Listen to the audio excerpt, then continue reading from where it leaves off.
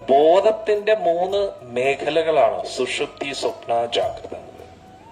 എന്നാൽ നമ്മൾ ഉറങ്ങുന്ന സമയത്ത് എന്താ സംഭവിക്കുന്നത്? നമ്മൾ സുഷുപ്തിയിലാണ്ട് പോവുകയാണ്. മനസ്സിലായത്? ഒരു അബോധാവസ്ഥയിൽ എന്താ ഉണർന്ന് കഴിയുമ്പോഴാണ് നമുക്ക് മനസ്സിലാവുന്നത് ഇങ്ങനെ ഒരു വ്യക്തി ഉണ്ടായിരുന്നു. കഴിഞ്ഞ ദിവസം ഉറങ്ങുന്ന സമയത്ത് ഓർമ്മയുള്ള വ്യക്തി ഇപ്പൊ കംപ്ലീറ്റ്ലി എവിടെയാണ്? ആ കണ്ണു തുറന്നിട്ട് കുറച്ച് സമയം എടുക്കും. ആരാണ് ഞാൻ? ഞാൻ എവിടെ നിന്നാണ്? എന്തൊക്കെയാണ് മനസ്സിലായില്ലേ? അതിനെയാണ് സുഷുപ്തിയിൽ നിന്നും ഉണരുന്ന അവസ്ഥ എന്ന് പറയുന്നത്. മനസ്സിലായി? ഇനി സ്വപ്ന എന്ന് പറയുന്ന അവസ്ഥയിൽ എന്തായിരിക്കും?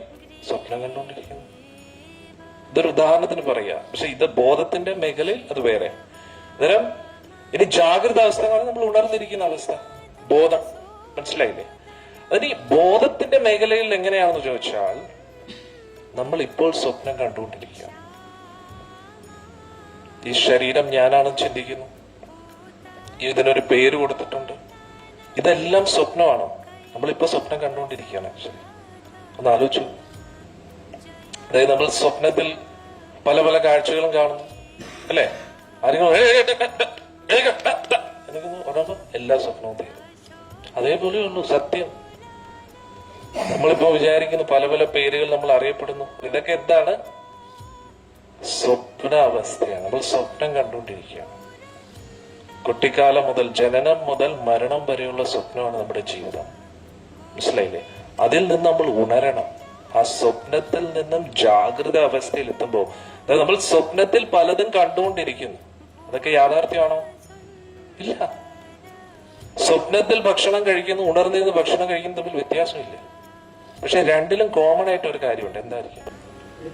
മനസ്സ്. ആണോ അല്ലേ?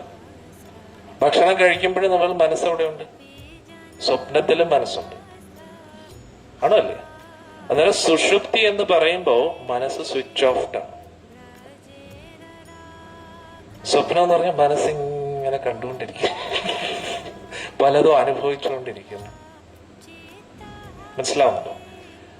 അന്നേരം ജാഗ്രത അവസ്ഥയിൽ ഈ മനസ്സ് സ്വിച്ച് ഓഫ് മോഡിൽ നിന്നും സ്വപ്ന മോഡിൽ നിന്നും ഉണർന്നിരിക്കുന്ന ലോകമായിട്ട് കണക്റ്റഡ് ആവും. സോ ഈ മനസ്സാണ് ആക്ച്വലി കണക്ട് ചെയ്യുന്നത്. എവിടെയാണോ മനസ്സ്, ബോധം അവിടെയാണ്. ബോധത്തെ നമുക്ക് പിടിക്കാൻ കഴിയില്ല, കാരണം നമ്മൾ ആ സ്റ്റേജിലേക്ക് എത്തിയില്ല. ബോധത്തെ പിടിച്ച ആത്മാവിനെ കെട്ടിക്കഴിഞ്ഞു. കയറിനെ പിടിച്ച കുതിരയെ കെട്ടി, അല്ലെങ്കിൽ പിടിക്കാൻ കഴിയില്ല. 4 കുതിര ഉണ്ടെങ്കിൽ ആ കയറിലാണ് ആ കുതിരയെ കൺട്രോൾ ചെയ്യാനുള്ള ഇത്. അതേപോലെ ബോധത്തെ പിടിച്ച നമുക്ക് ആത്മാവിനെ കിട്ടും.